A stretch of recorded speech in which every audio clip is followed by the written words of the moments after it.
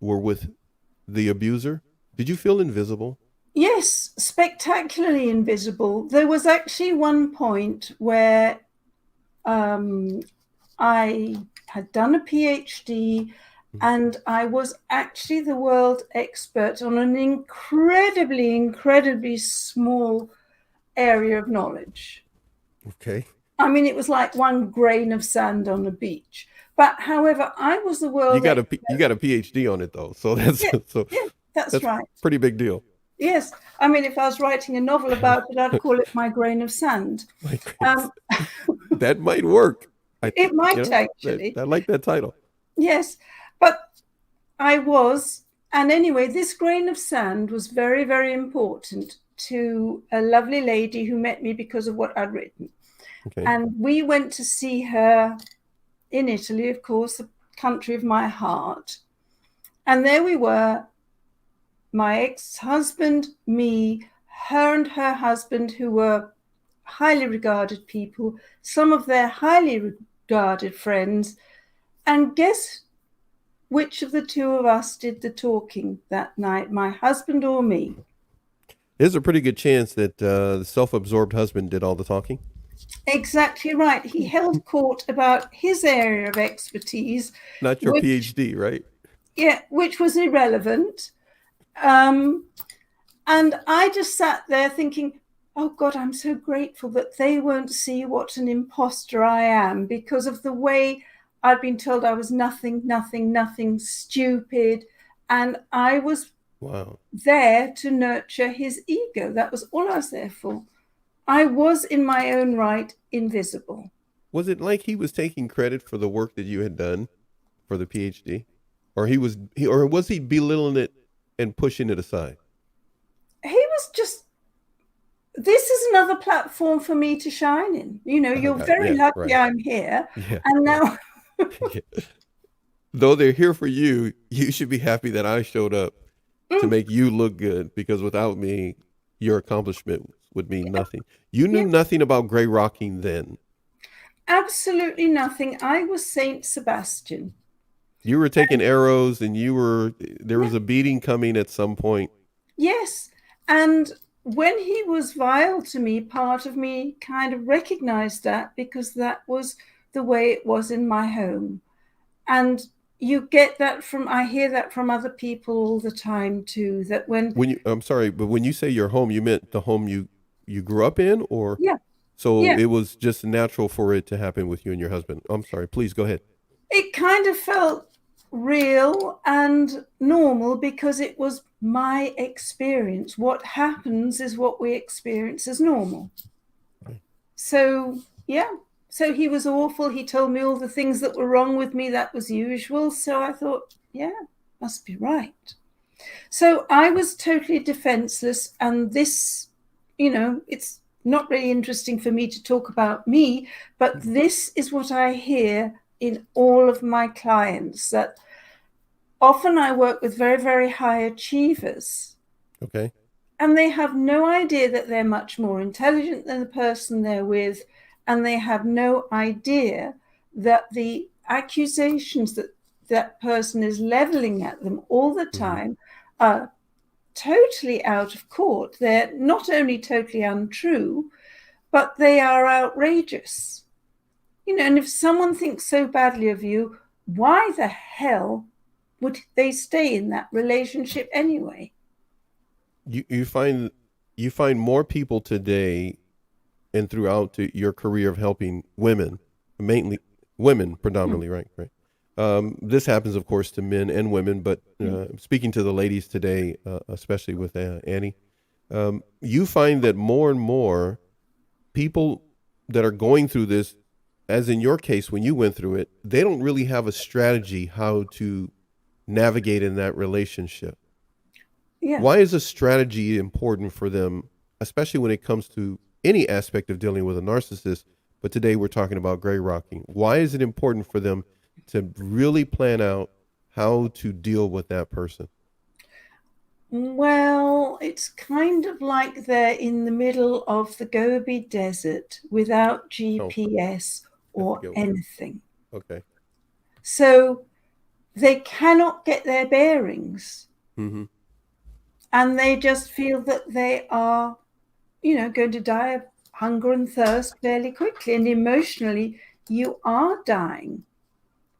You are dying. You're being starved or dehydrated to death, however you care to think about it.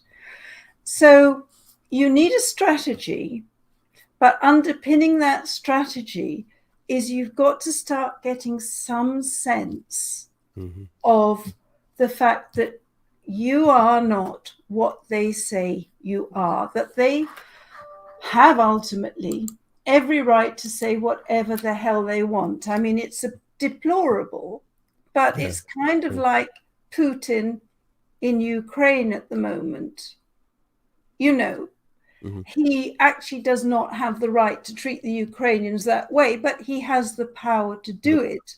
And for as long as he can get away with it, they'll exercise that power. And that's what happens in people's homes. You're saying that can happen to a woman in her own home or at work or in the family dynamics with the parents. Yes. They have the power, so they're going to do it. And if that person doesn't have a strategy, they're at that other person's will. Yes, obviously the analogy falls down in that the firepower of someone like Putin is absolutely huge. And in an abusive home, there is not that huge inequality of power, but there's that total perceived inequality of power because the person has forgotten who they are, that they have a value, and that they have a right and the wherewithal to protect themselves. Right. So the very first thing that a person has to do is to detach. There are 4 D's that I see in grey rocking: detach, disconnect. God, sorry, my mind's gone blank. Good thing I've got it. So detach, distance, deconstruct, and design. So detach, distance. You said deconstruct and design. Okay. So detach is, you can say as many foul things about me as you like. You can say as many foul things as you like, and you choose to say that they are about me. Wow. But actually, the kind of person who comes out with the poison that you're coming out with has to be a poisonous person. What the narcissist does is say, I'm a great person. Everybody likes me because I'm a great person. It's only you that bring out this awful side in me. This awful side in me is your responsibility. No accountability. Work. No accountability on their own part. No, it's as if, when they're sleeping at night and snoring their heads off, you pop a few nasty seeds down their throat and make them grow.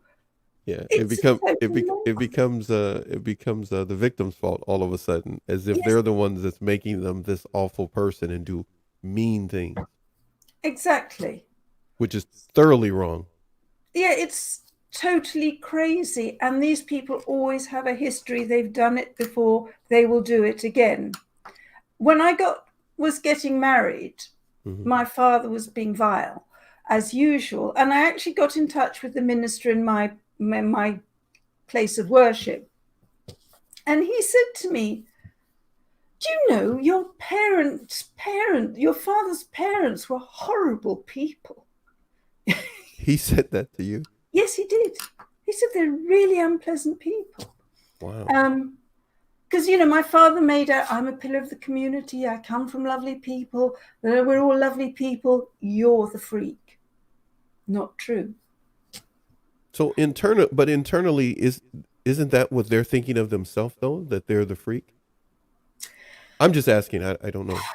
Well, it's one of those things that they may do. They may well have moments deep down when they have that. But I don't see that as something that's my problem, and I don't see Got that it. something that I should waste my Right. compassion Energy on. on. Right. Yeah, right.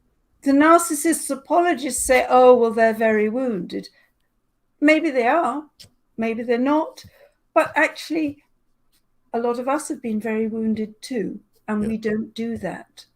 Therefore, we do not have to waste compassion on them. We have found a way to live with that, and eventually we find a way to process that works. If they choose to deal with it by inflicting their venom on other people, that's their stuff, it's not ours. The four Ds prove to be something that need to come into play when we're dealing with a poisonous person, from what you're saying. Yeah. Detach, distance, uh, Distance. deconstruct. Yeah, deconstruct and Yes. design. Detach, distance, deconstruct, design prove to be four Ds someone could put into play. Yes. Detaching can be difficult. Detaching can be difficult. Yes, you have to start to realize that their behavior is down to them. It's not down to you. And yes, it does take emotional work to do there. And I can't really go into the emotional work in the time we've got here.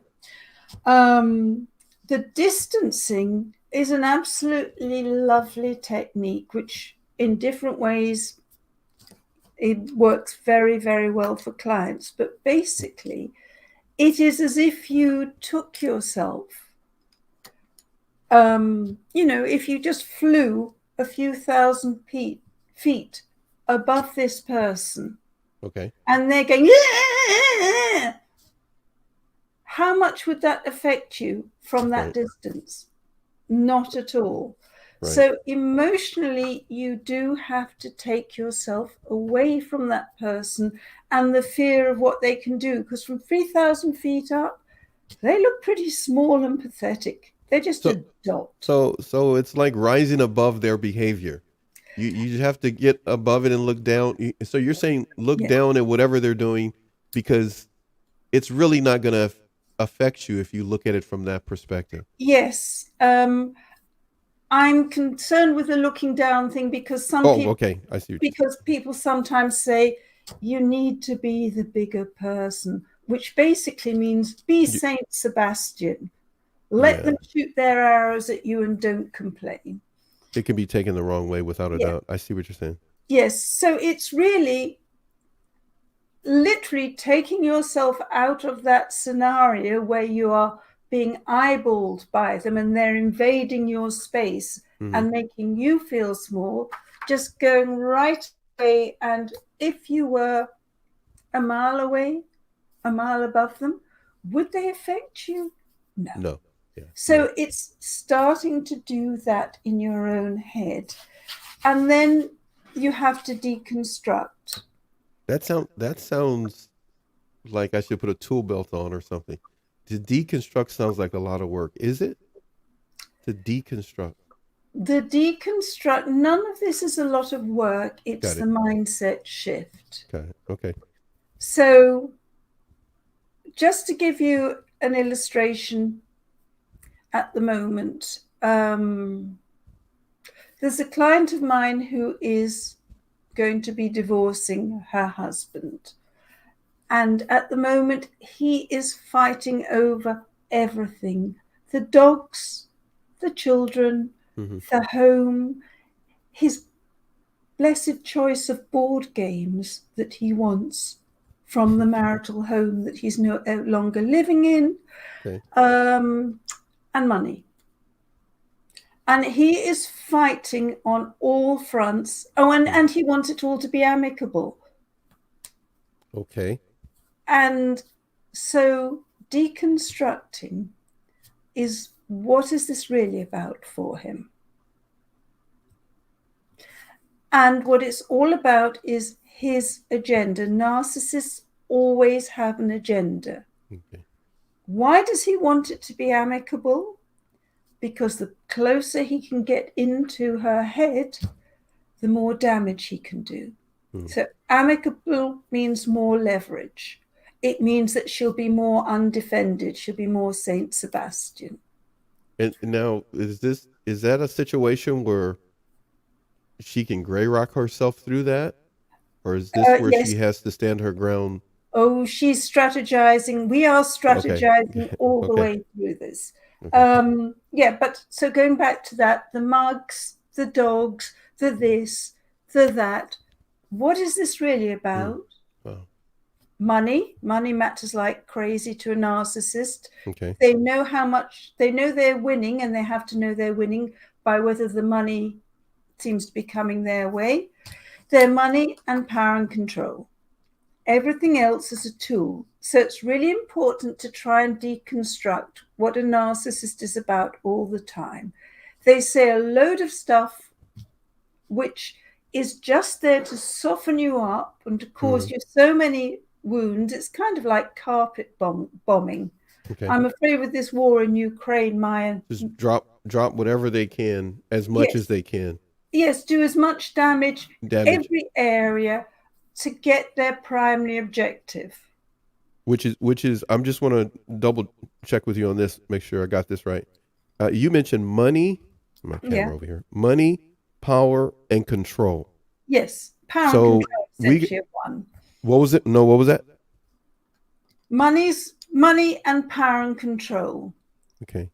And Um, yes, we everything else is kind of separate. that's Is what I was going to ask. Okay. So yes, but these are kind of like the main ones that feed them. Is that what you're saying? yes. Okay. Children are convenient because children Wow. can be a symbol of their power and control and status, because status actually is important too, which goes with money.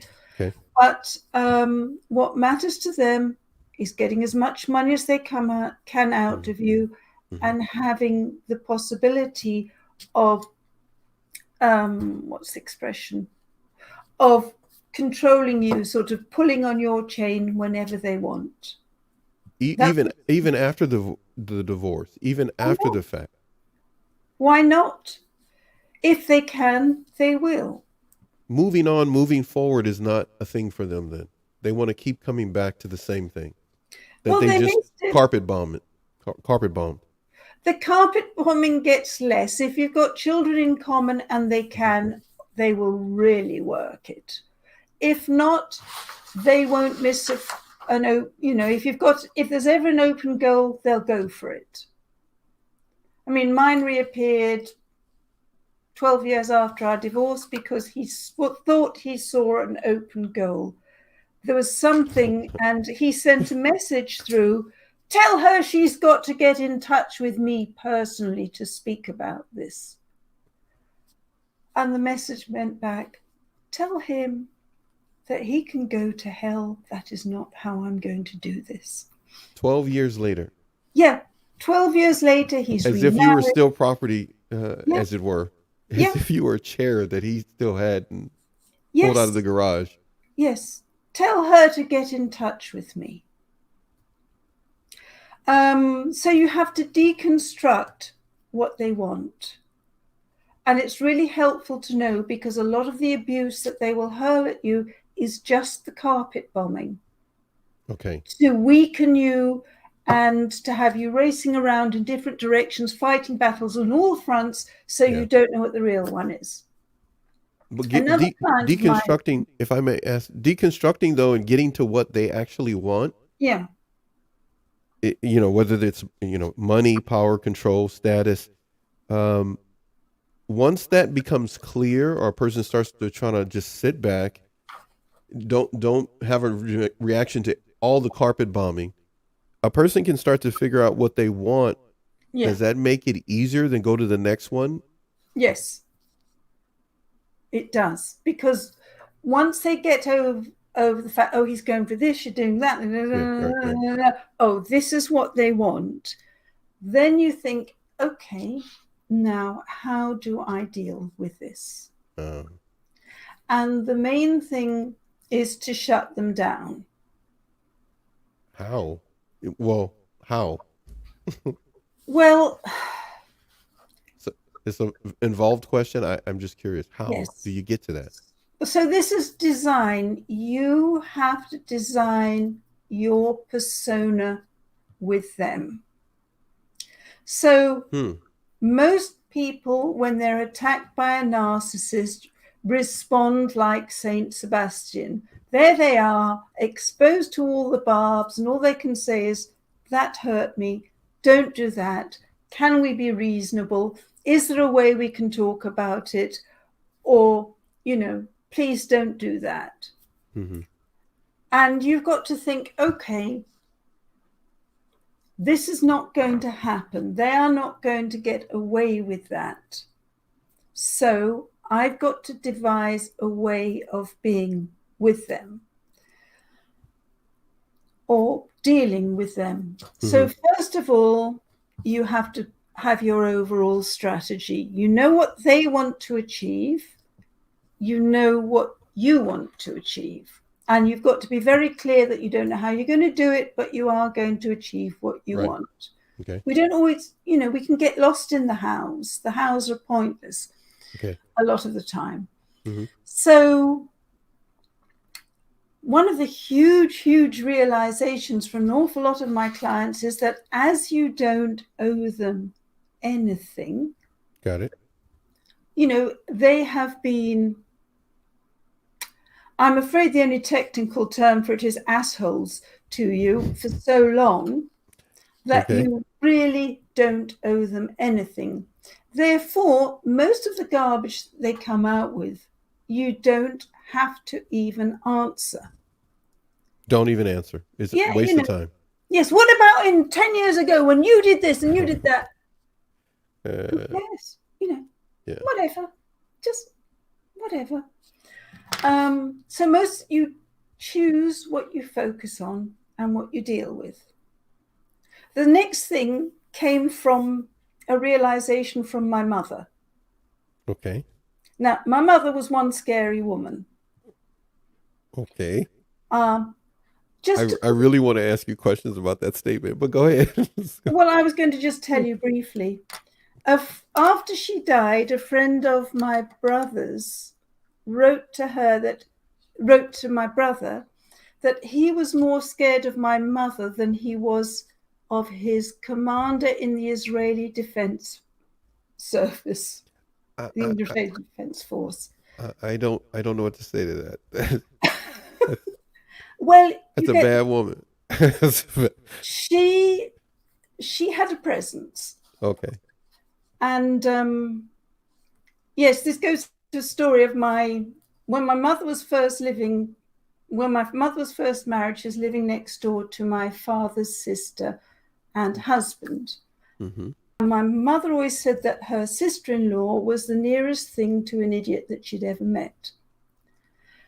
My mother, she had a nice turn of phrase.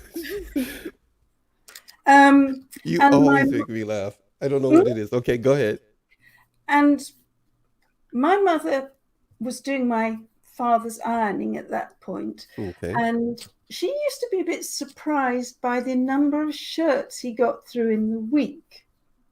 And she was surprised by the number of shirts he got through in a week for a long time, until one day she caught Uncle Barney in her airing cupboard taking out his shirts, because he knew which ones they were, that she'd been ironing for quite some time. And his wife, the woman who was the nearest thing to an idiot my mother had ever met, had managed to pull a fast one way or another. The very woman that she thought had no common sense. Yes. That sneaky. Yes. And therefore, one of the planks of grey rocking is to cultivate this nearest thing to an idiot approach. The nearest thing to an idiot approach. Yes. So a narcissist says something to you, something really venomous, and you go, oh, do you think so? Or, oh, tell me later, dear, because I'm just thinking about what I'm making for dinner. I am going to play this back and record that so that I can have a button on my console and push that during the show. It's going to be your voice saying that. That was really cool what you just said. Yeah. Right, go ahead. So you get the idea. You come up with the most nonsensical thing you can.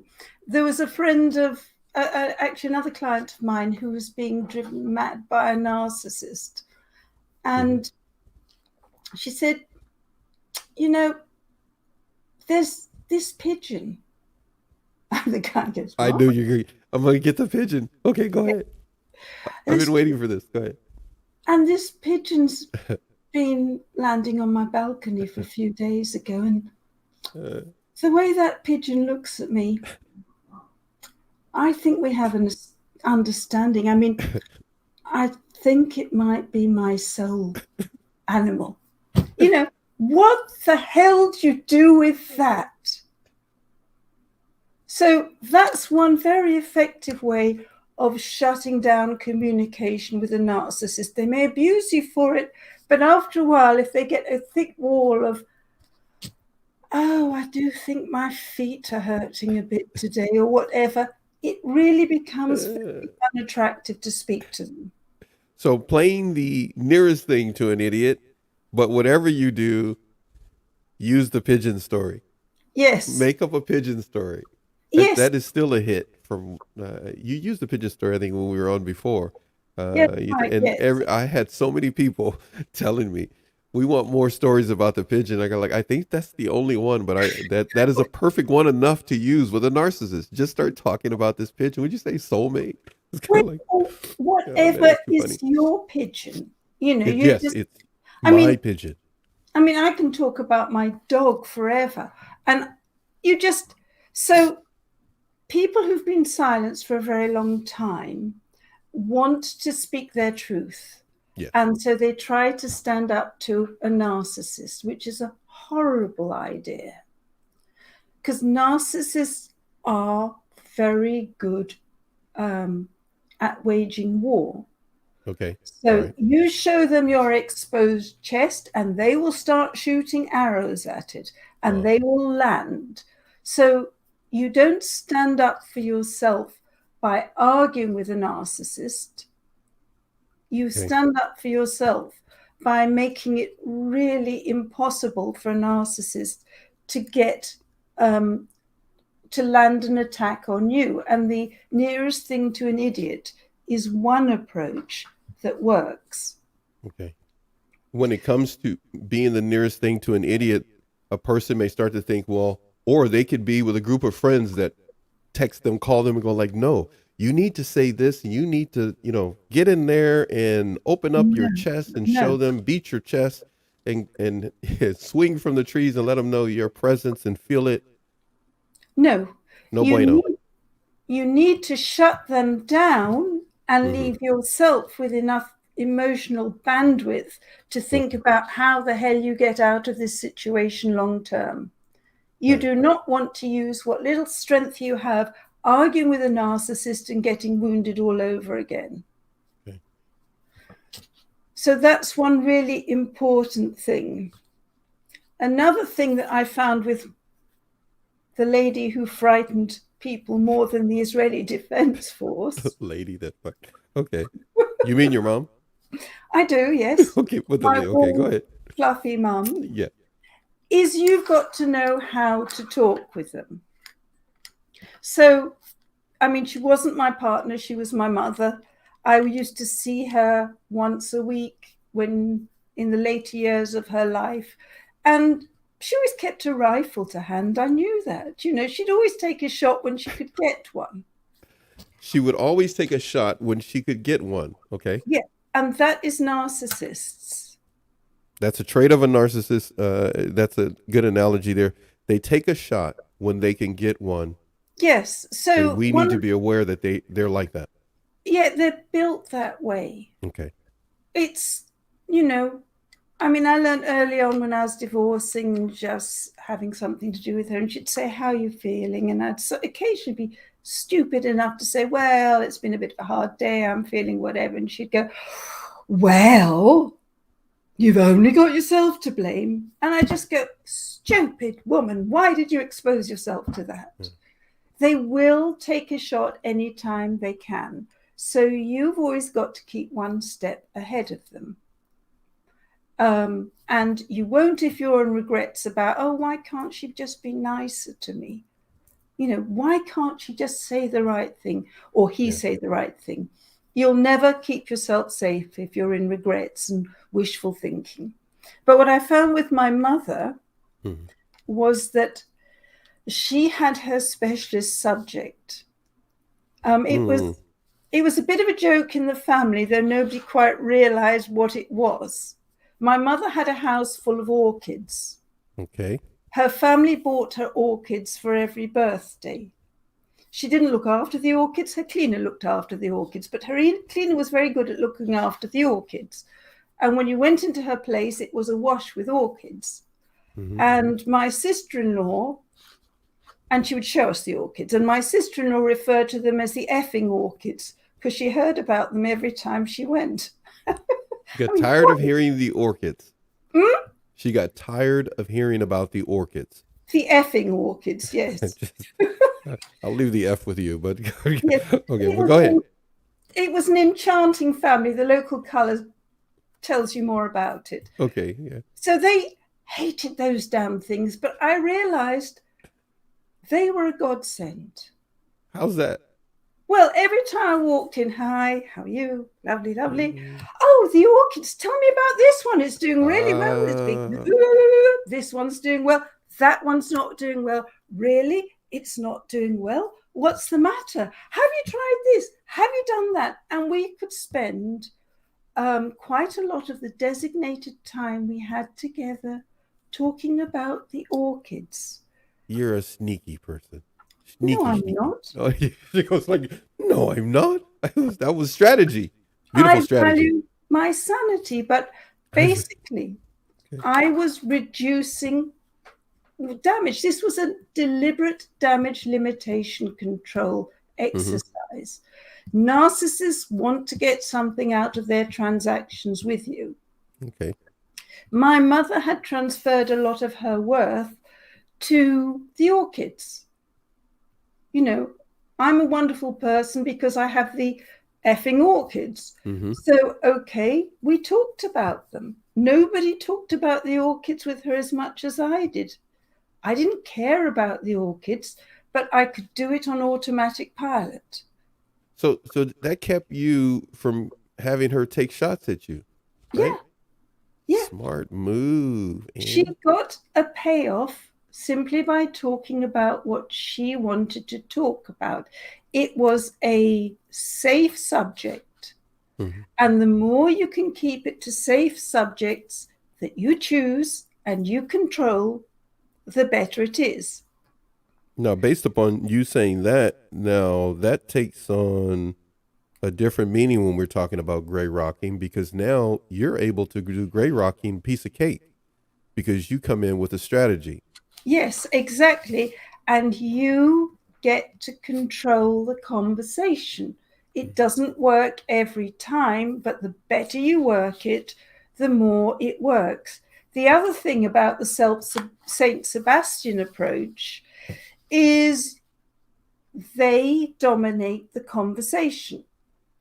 They choose the topics, they run with the topics until you're done, until they're done with the topics. Got it. So you don't do that. I mean, literally, if they're going on about something, you stare at a point over their shoulder very, very noticeably. Yeah. Till they actually sort of notice this, and then you say, did you notice there was a bird over there just a little while ago? You know, anything, or that brick in the wall over there seems to be damaged. It doesn't matter what you do. Point, camera, point and distract. Is it just so? Just stare, point, and distract. Yes. If they start to go on and start to take shots at you, or whatever, or just sort whatever, of fumble in your handbag and go, oh! I forgot to add baked beans to my shopping list. That's smooth. That's good. I like that. That's good. You're smooth. You're a classy, smooth lady with that. This okay, so gray rocking starts to have some momentum now because once we start doing this and we do it Mm, over and over, we do it with individuals that we know are looking to take a shot at us mm, or speak negative to us. mm. They figure it out though, right? But we still can pivot. We still are able to pivot, or do they You, figure it out? you'd be surprised how flat-footed narcissists I had a actually feeling you are. were going to say that. Mm? I had a feeling you were going to say that. Well, it's true. I mean, Not that quick, huh? they are so far up their own bottoms, again, the technical, Ah, got it. that it's all about them, and they're very good at strategizing in a certain way. However, they have perceived you to be really stupid because they've reduced you to the least resourceful part of yourself. Got it. Hmm. And they think, because they have contempt, they think that's all you are. Hmm. So you can run the most outrageous circles around them. And if you add a little bit of flattery in, they won't even have noticed that it happened. Wouldn't even see it coming. Didn't even know it just happened. Yeah. And now you have an exit. Yeah. And you can actually even start to play them a bit. That is wow. So, Because they're so self-absorbed in themselves that they've put you down enough. They think they have you in place, yes, and they're in power. They don't yes, even see that they have no power. that's right. I mean, they sorted you out early on in Hmm. their own minds, and you're stupid and you're weak and you're Yeah. gullible and whatever. And they forget when you start to get your power back and you play them, Yeah. it doesn't work. There's a client of mine who has been driven mad by her husband, her ex-husband. He texts her as many times a day as he feels like to get what he wants out of her. And now we are totally changing her replies. They're getting shorter, sharper, and they're actually becoming lethal. And Did you he's reached the wait? Did you point. just say lethal? Is that what you? Yes, Oh, they're okay. So lethal. shorter, sharper. Okay, and now lethal. Yes. I'm sorry. Please go ahead. And it's reached the point where he's actually emailing her and saying, and this is the truth, and he's saying that with her, what is wrong with you? You used to be such a lovely person and you're not anymore. This is the wife that he divorced because he was cheating. And Oh now my goodness. he can't actually accept that this worm has turned. She's not a worm. Yeah, I know. Yeah, right. No, Yeah. okay, wait. Hold on. I'm sorry. They're not together anymore. They're divorced. Oh, I'm sorry. I thought you said husband, like they were still together. He's So actually her ex. he's he's still communicating with her as if he still is married to her. Yes. Like And she's supposed to still respond as his wife. and she's still supposed to be nice and put up with Yeah, his well, yeah, nonsense. right. That's pretty much what it is. You're supposed to Yes, take whatever I give you. Take whatever arrows. Go ahead. You were saying what else, yes, and please? that's under the guise of co-parenting. So he has not realized that those days are over. Yeah. He's not seeing that she is now winding this man up. He's got a very bad temper, and he's used it to intimidate her all this time. Man. And Wow. now she's using it against him to wear him out. His, You know, his own anger is wearing him out. His yeah, own anger is wearing him out because he's not getting what he wants. Okay, shorter, sharper, lethal in her response. mm. You got to tell me just a little bit on the shorter, sharper, lethal, little tips each along the way for somebody that may be hearing that, going through the same thing. Do I look like the kind of woman who could master an unkind response to someone? Okay, you shouldn't even go there. Okay, because okay, you don't got me fooled, lady. You don't have me fooled. I see you. I see you. Listen, I think you could coordinate a strike on anyone if need be. You would be great in a war room because you would find out exactly what they're after and not give it to him. So how is she not giving him what he wants? Shorter, sharper, lethal. Well, first of all, they come at you with as many words as it takes. They because they expect you to be absolutely crushed by the number of words they send your way. That's whether So, it's in a text, email, or whatever. Whether in person, a person needs to know that's all it is. Would you say earlier? It's like the carpet bombing thing yes, happened. Okay. yeah. So you decide, we've already said that you deconstruct, you choose the one thing that's worth replying to. If anything needs a reply, if not, you don't, because they'll write it again. That's a good point. That is Mm, true. Okay. yes. And literally, there's a new thing is that I get clients to tell their husbands, partners, whoever, look, why don't you just write a compilation of everything you've got to say at the end of the day, and I'll have a Just look at one. Just one. It it. just send it to me. Don't go back and forth. Just, Yes. save Because, yourself the energy. yes, because that's a marginally castrating thing to read from someone, I would think. Okay. Would you Good agree with point. that? I'm gonna have to agree with you. Yes, Yeah, I I'll think agree you're with blushing again. you. Yes, sir. Well, you hit below the belt on that statement, but go ahead. Don't even. You got me in the other shows, so I know it's coming, and now you're doing it now. You're making my chocolate cheeks I get thought I warm. tried, All right. to do You it. were saying Um, anything else you have there that you'd like to bring to our attention on? yes, so you keep it short and you never ever get into the you said, I'm saying, it's not this, it's that, it's not that, the other. You don't say I think, I feel, whatever. It's just, this is the fact. There it Bang. is. That's Mhm. it. No, I'm not doing that. No, you've got it wrong. No, this is the way it is. Got it. Which is most unlike the way that most of us communicate most of the time. Most of us are building rapport. So I notice that when I'm coaching, a lot of the time I'll say, I think, which means I'm not foisting my ideas on you. From choice, I communicate gently. Yeah. But you don't do that with a narcissist.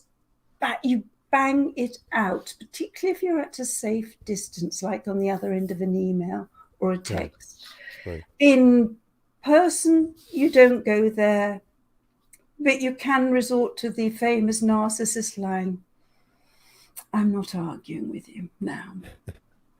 So And they that hate it. yeah, that's a favorite line of theirs though. Yeah. Yeah, and that's another absolute gem when you use their lines back at them.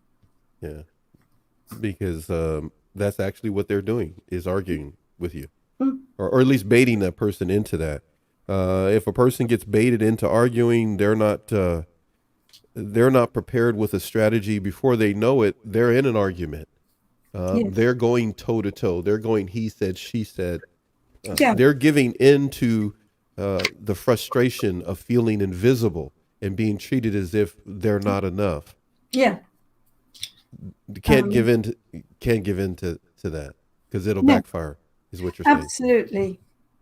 And there's a very wise friend of mine who taught me how you end an argument or how you stop an argument. The best way to stop an argument is before it even starts. So if you can grey rock someone into making them feel that they've lost the will to live, triumph, low cost triumph. But you can stop an argument at any point. You just have to get over this thing about I've got to make them see my point of view. They never will. No. They're never going to respect you. They're never going to like you. So you can walk away from an argument at any point. Don't you walk away from me? I'm sorry. I have a toilet to go to. I have a pigeon to see. Yes, exactly. I have a toilet roll to change. Yes, I have a toilet seat to clean. I have that. Anything abstract and definitely mind numbing. To say something very mind numbing. We have spent a little bit of time together here, an hour and 8 minutes for the strategy hour, and I'm glad we were able to do this. I want to say this for those of you who will watch this back. I'm looking at you here because I don't have to squint when I'm looking this way. I don't have to squint looking this way as I do that way. I have to say this. You mentioned a number of things when we did our pre-show prep. Gray rocking, talking to a narcissist is another subject you touched on a little bit here. But you also talked about no contact is permanent. Mm. I'm looking forward to us getting together again and talking about that, and also a little bit more about talking to a narcissist. But I wanted to highlight your books before you go. Before we go, it is evening there in the UK, and Mhm. many of you who have watched me on Instagram know I'm going to do this. I'm going to pull something up here, Annie. Just hold on there. I've got to plug. I'm just that way. Hey, we can call it a plug. You can call it whatever you want. I like what I saw that I was able to research, and I love researching in regards to you, my friend. Mhm. So here we go. Um, Going to Amazon, typing in your name. There are certain Mm. publications you have. We don't have the time today to go into what I was going to do because we've been able to have a joyous time of looking at the information you provided today. But this book, The Woman You Want to Be, Mm. then we have The Married to Mr. Nasty. I just love that title. Dedicated to my ex-husband. Yeah, I kind of got an idea it was to somebody, but we'll have to get in that another time. But then there's also this one, a great title, by the way. Do you Yes. choose your dog more carefully than your husband? Mm. That's such a great title. Uh, so you were in Bonkers magazine. Is that what that is? Is it a Yeah, magazine? I was. Multiple multiple times. I just have to put this up here. Yeah. Somebody's getting a kick out of the titles there. I don't know if you see that there. Of the refrain. Thank you for being here, of the refrain. And I said hello to Nicole earlier. Thank you, of the refrain, for all your kind words and your support while we've been doing the shows. I'm going to get to my comments that you and others have posted later today. I don't want anyone to think I forgot you. Bonkers magazine, is that's a little bit of humor in it and everything? Is that what it is? It was a wonderful magazine. Oh, It it's not had around anymore. It's not around. seemingly not. I mean, Oh, it okay. had some fabulous people who wrote in it and Hmm. me, and it was offered really high quality information, I thought. Yeah, I see there's a lot of people there that were Mm. part of this book. I'm gonna fast forward through a couple of things here and then go back to them. There's Bonkers again, if, in case anybody wants to get their hands, if you're able to do so, on any of that information. Then you have this book here, How to Stop Waiting for a Jerk to Love You Back. Mm. Very interesting title too. I love your titles. You come up with some very thought-provoking titles there. Getting some love on the screen there too, by the way. Thank you very much, of the refrain. Oh shucks, yeah, that's the book there. Everybody can see that. I'm going to go back here because there is a book that you had that totally caught my eye, and it was this one. Yes. I never knew that until I saw it. And tell me a little bit about that before we're going to go in a little bit. Oh, well, in my previous attempts to be a perfect wife, and I thought the way to my Uh, husband's heart was through his stomach. In fact, I found the fast track to his stomach, which was straight down his neck. But I became a good cook in the process. okay. Honestly, Martha Stewart has a lot to answer for because I thought that if I could just be Martha Stewart, my life would be perfect. And that Really? grew out Hmm. of that, yes. Yeah, I think you stepped out of that, right? Uh, Because yes, because you were trying to be this excellent wife to a narcissistic mate. Is that what you're saying? yes. And you thought through his stomach by means of gluten free, but No, actually no. you needed to be narc free, huh? Yes, I mean, gluten free came later, but it Oh, is okay. to my credit that he put on 50 pounds within 3 months of being married to me. Wow. That's, well, you were an excellent cook. A lot of people, there are things about you a lot of people don't know. A number of things they can find out, of course, by going to your website, working with your program, and a number of things, Instagram. I want to touch on this real quick here. A statement that's made here in regards to your relationship with the narcissist. It says a long-term serial relationship disaster showed you the painful lessons that's talked about there. There's a couple of lines here. Annie only saw the error of her ways when she finally realized that she had chosen her dog more carefully than her partner. True. Speak to that just briefly, if you could, please. Well, I was married to my revolting husband, and we got this beautiful Shih Tzu puppy, Basil's predecessor. And Sharon was a very beautiful and wise little girl. She was very different in terms of temperament. But as a puppy, she was ferocious. And one day, my then husband and I were involved in doing about the only togetherness activity we could manage, which was watching television. He wanted to watch television. I didn't. But my puppy, Sharon, was in the room, and she wanted to play with the belt of my dressing gown. So this tiny little bundle of fur was killing the belt of my dressing gown. She was having fun. I was having fun. And the husband suddenly turns around and screeches at me, "You've got to choose between me and the dog." Whoa, really? Yeah. And this voice that I'd never heard just trotted out of my mouth and said, "Oh, it's a no-brainer. It's got to be the dog." And that was one of those splendid moments where he had nowhere to go with that. So a true narcissist, he just walked out of the room and slammed the door so hard it nearly came off its hinges.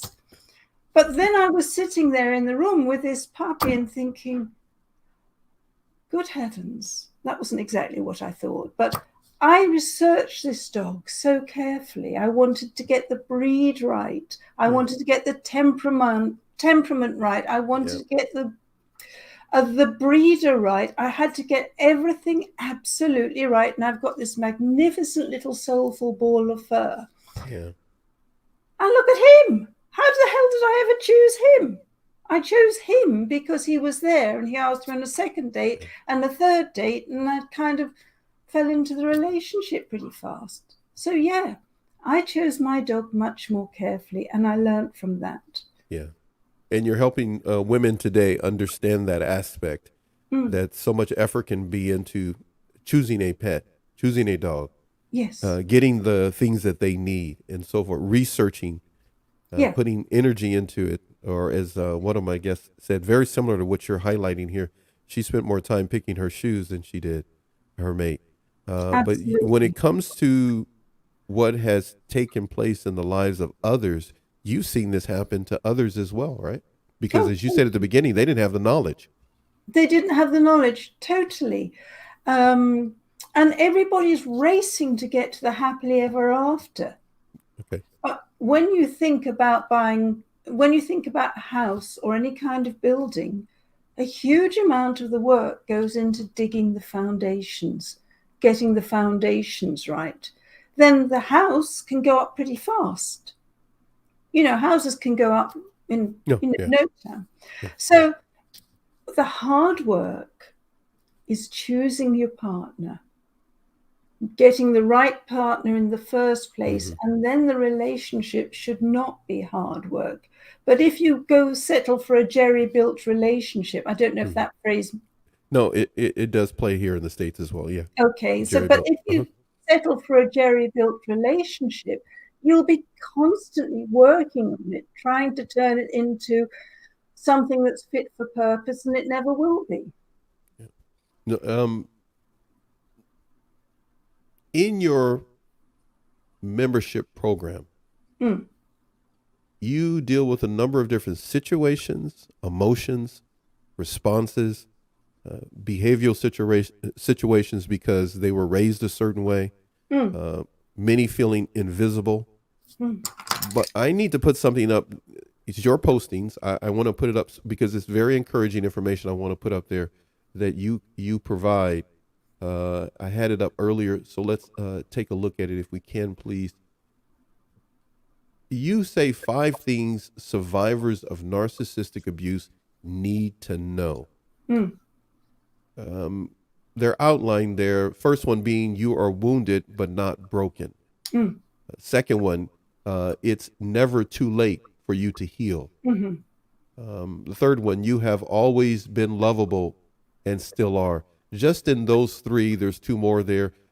Just from those 5 things, you deal with a lot of women that don't even think like any of these 5 when they first come to you. Yeah. Well, I mean, they all feel that they're broken, that it's too late for them, that they're not lovable, that their best is behind them, and that nobody else is ever going to love them. Hmm. Because they've been fed that by one narcissist after another. And it's And it's usually more than one. I just want to jump in real quick. It's usually more than one that they've been exposed to, or one dominant one that has got them to think that way about themselves. Usually the trail of pain and abuse goes back to childhood. Got it. Okay. Yeah. All right. Yeah. When it comes to this last one here, number 5, it says you will find people who love and validate you. Mm.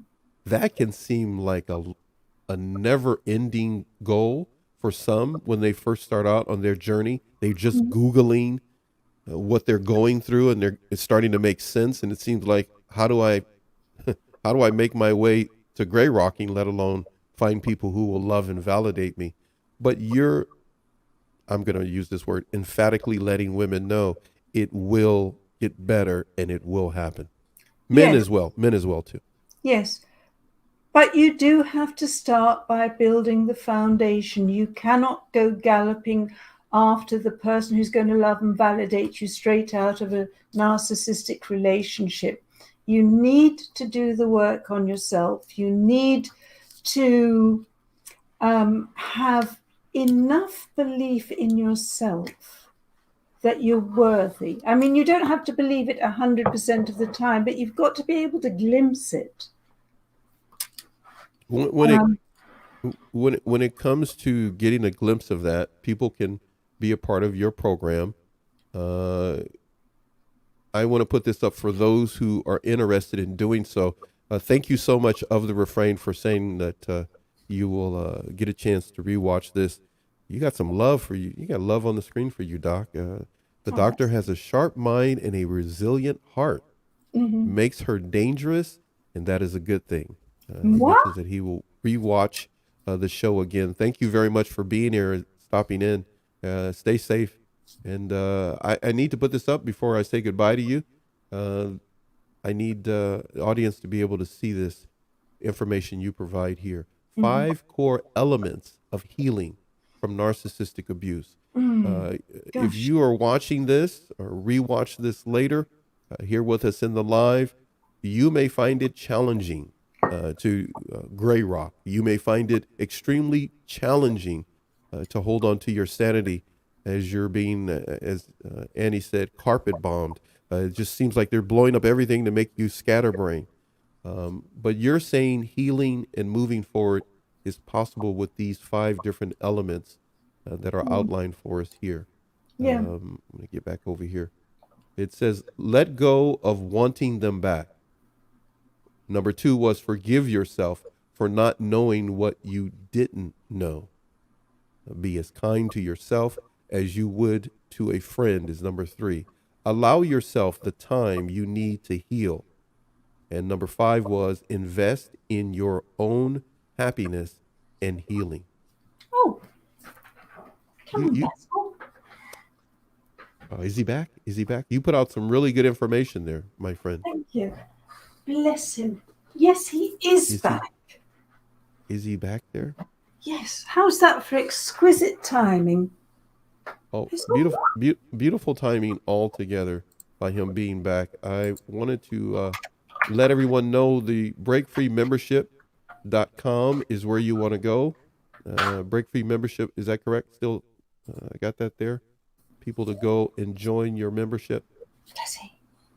A membership for women who have experienced narcissistic abuse and are ready to break free is available to you by reaching out to Annie.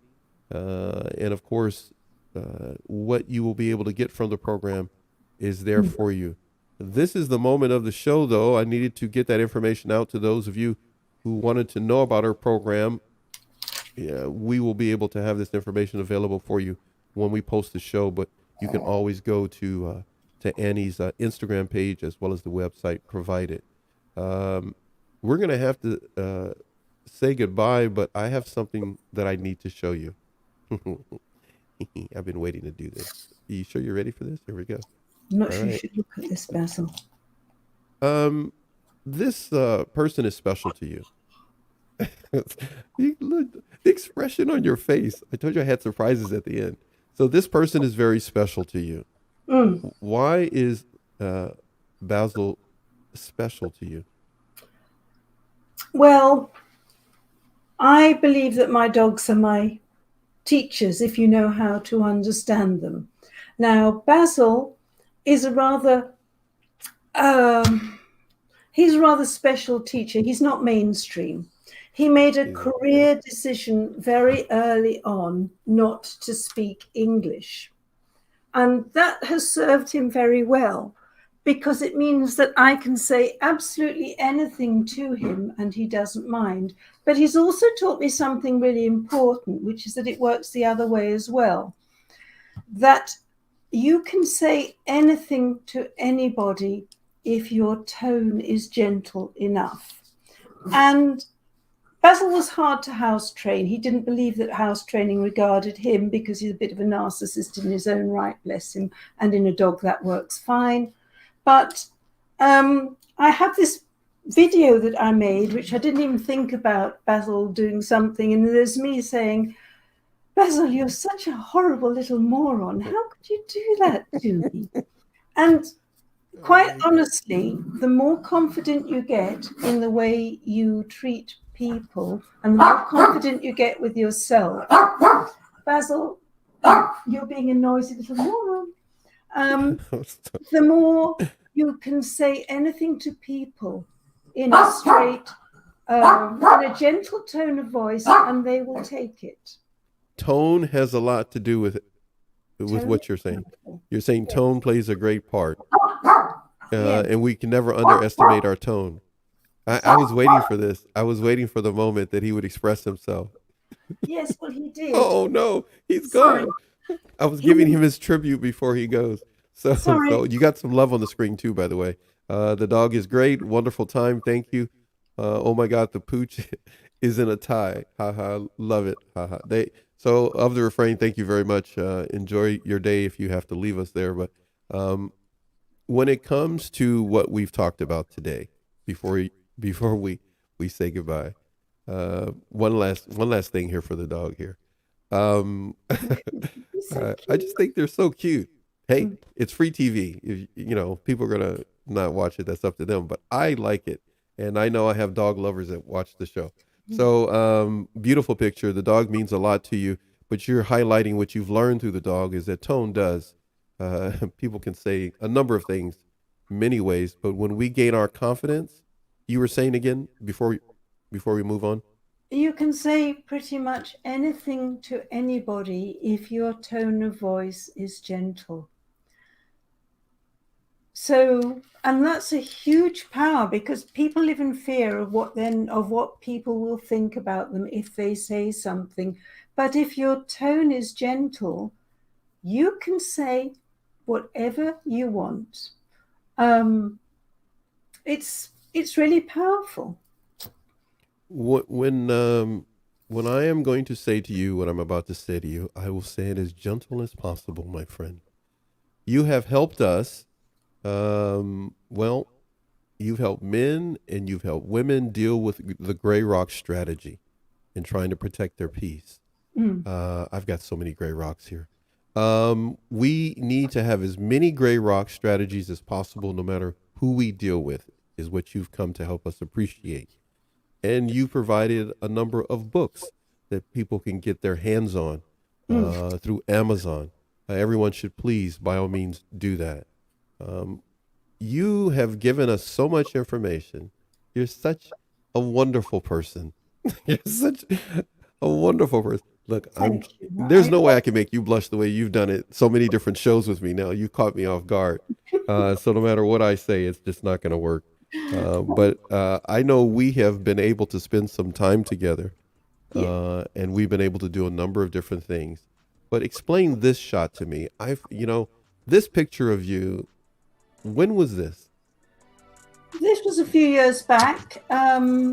It was just a photo shoot, and we went outside onto the grass, and that's just the way my spine goes, straight up.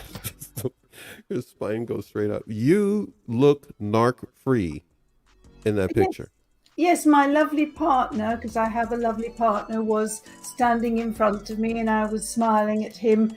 And it was just one of those things because he cares about what I do. He's passionate about my doing what I do as well as I possibly can. And the level of support that he always gives me is just beautiful. So I'm there appreciating the fact that he's there.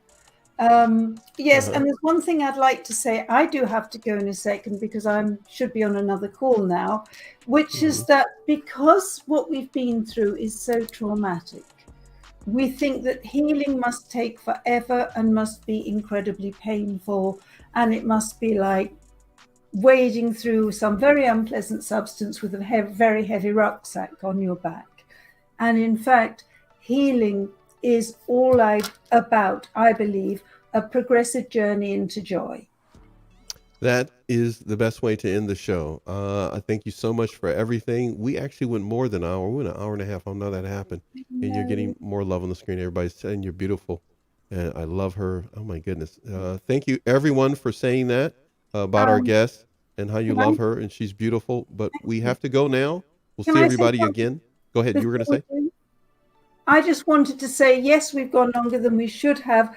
And that's because I particularly enjoy you as an interviewer. Oh, can I make you blush again? You know what? I was trying to end the show before you do. You were just wrong. And if anybody saw the first two shows, you got me so many times. My viewers were laughing. They said that's the first time they ever saw me get where I did. I'm doing it right now. I'm stuttering. Go ahead. But you are such a great interviewer. Do your research. You're right there. You ask great questions, and all credit to you. All right. Well, you're exceptionally classy, beautiful, extremely intelligent, and a very giving, good-hearted person who doesn't take anything. It could probably scare a commander also in the Italian army. So, but in a different way. Thank you, my friend. I love you immensely, as is.